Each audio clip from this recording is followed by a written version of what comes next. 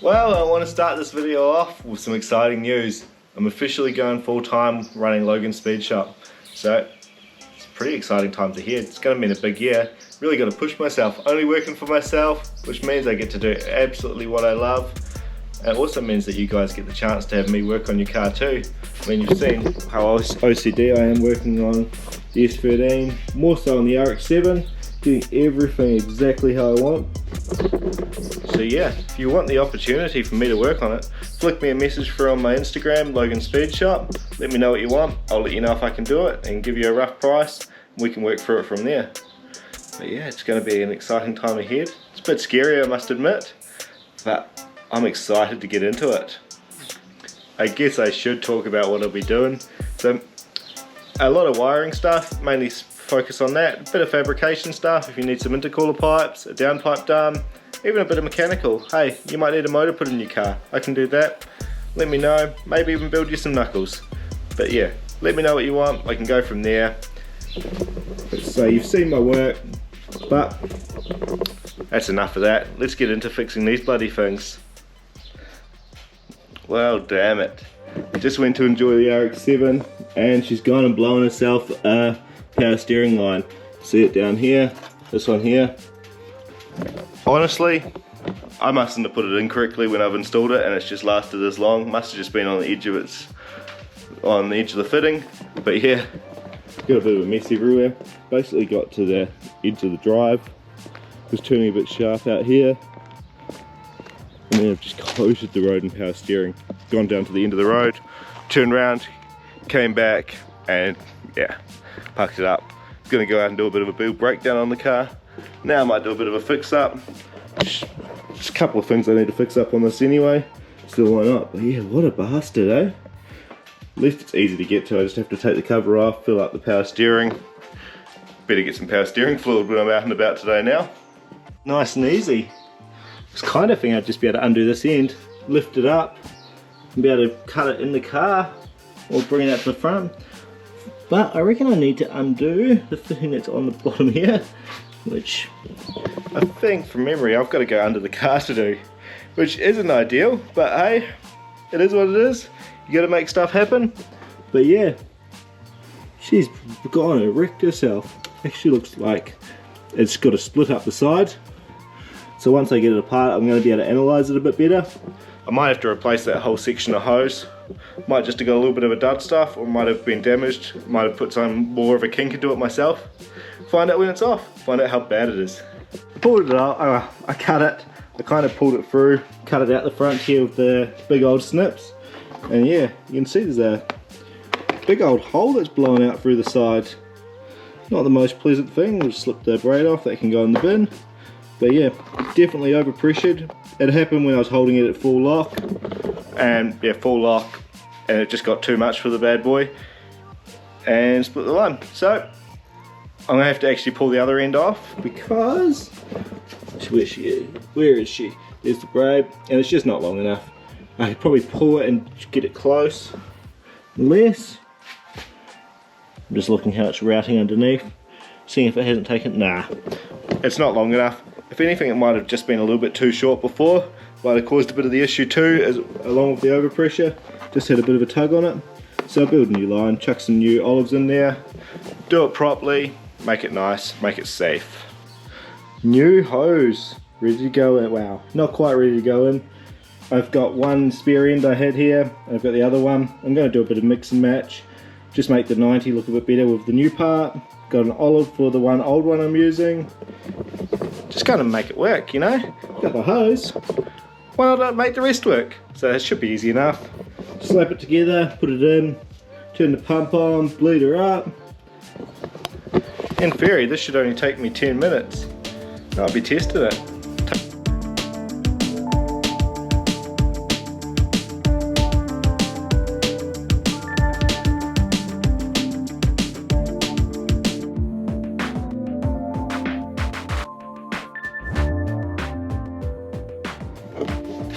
Hands are covered in bloody CRC, but we've got a new line made up. Just that simple. See the one fitting that looks half new, the other fitting that looks pretty bloody tired, but she's hidden away under there.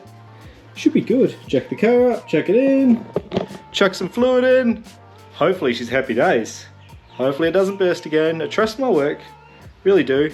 I trusted my work last time, so something went wrong. I'll look into that. Let's just get it fixed now. She's in there. She's on there. Now just gotta bloody hope got enough fluid in here. Try and feed this bottle in here. Should just fit from what I can tell, and top it up. Luckily enough, the power steering, I've got a button, so I don't have to turn the car on. I can just power up, try and bleed it out. Hopefully I don't have any other blowouts. I shouldn't. Surely I won't. The big change I've done since the last light, instead of using these cutters, because I think they actually put a bit of a crease in the side of it, which might have caused the blowout. I've gone to using the grinder, which should give it a nice clean cut. I've just had to blow it out. That's how I used to do all my lines until I got the cutters. Going back to the old ways. Haven't tried to turn the steering wheel yet. We'll find out what happens here. I've topped it up, I've given it a little top up. You hear the pump screams a little bit more under load. Just gentle, just to bleed it out, don't want to be rough. A little bit more load up as we get to lock. Go back the other way. A little bit of an air bubble there you can feel. Back again. Nice and simple. Just get all that air out. These pumps don't need too much to do it. And they actually do self-bleed a lot as you drive as well. But yeah, you can see there, can't actually tell much. The torch on it. She's still actually really full. So I reckon that's a win. Don't have a blowout. And I've got power steering back, so I reckon that's an absolute win. We'll find out next time I drive, because hey, there's a hell of a mess out there on the road. Bit of an adventure today. Taking the S13 over to keep it reads open home. Probably the longest drive I've actually done in this car. The diff, well, not the diff line, the line from the back from the dog box is already pretty crazy. And I think I've got an 80k drive all up. Well, round trip too, I've got that on the way back, so like 160 k's. So it's going to be a pretty big drive. Definitely the longest trip this car's done. Otherwise I think, yeah, I've only driven to Altona and back from my house, which isn't that far. So it'll be interesting to see how it goes. It'll be good to go over there, catch up with everyone, talk some shit, just have a bit of fun, you know. Any time out of the house is always a good time, and yeah, show off the car, show off what I can do, maybe even get a couple of little wiring jobs out of it. Leads me on to, lately since starting my own business, I've been talking to a lot of people about jobs they want to get done on their car. The amount of people that want to run plug-in computers, when I say that, I'm talking patch harnesses, plug-and-play harnesses, or just like your Link plug-in style computers, is absolutely mind-blowing. I understand these have got a time and a place. Like you're talking, yeah, you're right, you got a 32 GDR, she's pretty standard, you just want to turn it up. Great computer to Link plug-in. But as soon as you go on aftermarket stuff, they're just not great. You're left with all the gremlins the factory harness has got. All the power's going from one point. So your ECU, your coil packs, your injectors, they're all getting powered off the same point. And then as soon as you go to add anything extra in, it just looks a little bit messy. Really my way of saying, try and push people away, go real standalones. Build a new loom, get me to build a loom, make it tidy, make it safe. Stop bloody just going for the cheap. People just want to go for the cheap option. I understand everyone's on a bit of a budget, but it'll bite you in the ass when you end up chasing other problems. All these cars are full of bloody gremlins now.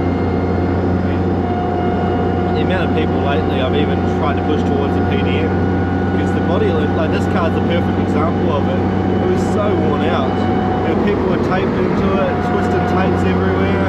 Bits have just been worn out, they've been taped up, wires are touching where they shouldn't be, missing grounds. They're just wrecked. 30-year-old cars that have been treated like shit their whole lives, and here we are trying to get good power out of them, and people are wondering why stuff goes wrong. It's because you've been a tight ass and you're not doing it right the first time. Just do it right, fix all the problems, and if you don't know how to do it right yourself, get someone like me to do it. That way you're not chasing your tail and you actually have a good time when you're driving your car. Pretty warm in here, I'm sweating a bit. But yeah, just over halfway, just in the middle of the town, just off Lygon Street. First time I've actually had a modified car in this area in a long time. But yeah, it's a bit of an adventure driving this Sylvia in town. not ideal. The gearbox is a bit of a nightmare. The heat of the car, just watching the gauges, I get a bit of a panic.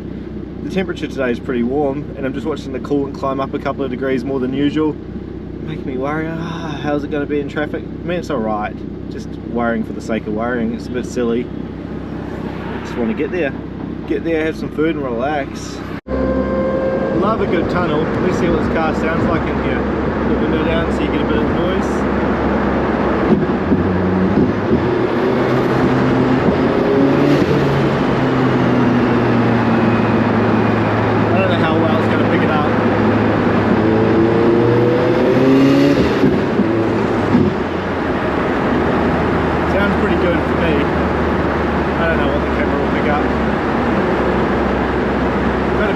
GPS speeder, I don't know how fast I'm going in the tunnel, I just follow the car in front. If they're not speeding, I'm not speeding. A bit of a trust system. The gearbox sounds absolutely wild in here.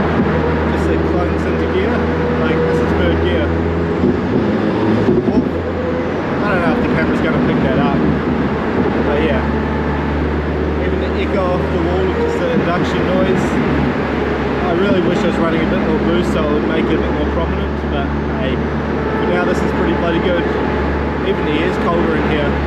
Air temps have gone down, the water temps have gone down. This is winning. So we've nearly made it. Nearly to keep it read. I'm absolutely cooking. Lucky I put a spare t-shirt in the back. I'll chuck that on when I get parked up. Hopefully it's not too busy here already, but I'm bloody hungry as well. I've only had a couple of bits of toast today. So hopefully their food burns are good. Josh seems to reckon they're going to have some good ones. Should be somewhere just up here. My GPS just said 600 meters. I've only been here once the other day. It's a bit of guesswork. I'm not used to the east side of town at all. Trying to avoid this side. Just seems like I'm a little bit out of place over here, you know. The west is just that much nicer. Oh, must be just here. Alright, let's go in, see what we're expecting. Ooh, I missed the turn off. Well, bit of a U-turn.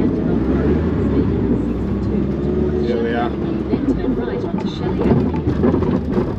Turn right onto. Head west on Mount Dandenong Road, State Route 62 towards Trawalla Road. Your destination is on the right.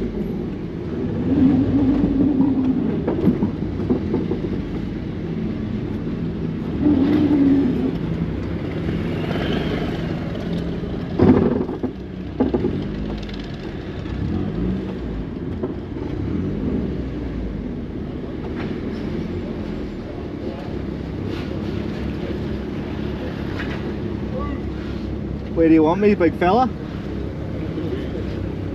I might get you to go next to the GDR here. Yeah. I'll get Nathan to come past you. Yeah. And then I'll get you to go next to that GDR. Easy, bro. Just give us a sec, stay there. Alright. Alright, let's get parked up, get situated. Well, didn't film anything there. Because hey, buggy ya. If you want to see it, go see Keep It Read stuff. I'm sure they filmed it. I know Chris filmed a little bit on Mindy J. Now we're off to get some food. Go off with the boys. Should be a nice night. It's good just to be out cruising with the boys in the cars. It was a good show. A few people there, had a bit of fun. Had a bit of interest in the car. Sure, there's lots of photos. We're going back through the tunnel, which means some more sound clips. Got Ronnie and Gerald behind me, little Chris behind that.